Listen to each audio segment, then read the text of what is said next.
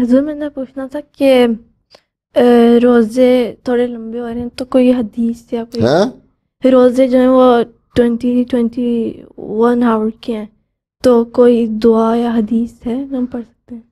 21 آور کے روزے ہیں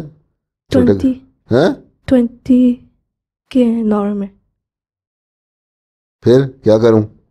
کوئی حدیث یا دعا ہے جو ہم پڑھ سکتے ہیں؟ روزے چھوٹے ہو جائیں، سکڑ جائیں حدیث پڑھ کے؟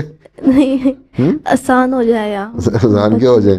بات یہ ہے کہ جو اتنے لمبے جب روزے ہو جائیں گے 22-23 گھنٹے کے، تو تم لوگوں کو ویسے بھی کیلکولیٹ کر کے نا ان کو 13-14 گھنٹے کے اوپر لا کے حساب لگانا ہوگا. یہ تو نہیں ہو سکتا کہ سورج ڈوب رہا ہے تو مغرب کی نماز پڑھو، اس کے بعد تہجد پڑھنے کا بھی رمضان میں حکم ہے، تو تہجد کا وقت نہیں ملے گا، اس کے بعد سحری کھا لو، اس کے بعد پھر سو جاؤ.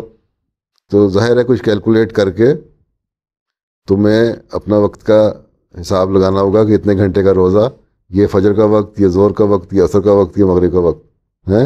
اس میں روزہ کھول لو 24 گھنٹے نہ گھوس پہ اٹھ پہرے روزے رکھتے جاؤ گے، 30 دن روزے کھاؤ پیو گے نہیں، یا ایک وقت تک کھانا کھاؤ گے نہیں ہو سکتا.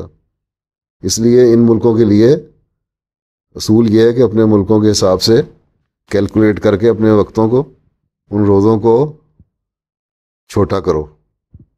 سمجھ آئی؟ لیکن 18-20 گھنٹے تو ایسی کوئی بات نہیں، 18 گھنٹے یہاں بھی ہو جاتے ہیں. تو اس سے اوپر اگر جائیں گے نا تو پھر بہرحال کچھ نہ کچھ کرنا پڑے گا. جس طرح نارتھ پول میں جا کے 6 مہینے سورج رہتا ہے اور رات رہتی ہے، تو وہاں آپ 6 مہینے کا روزہ تو نہیں ہو سکتا ہے.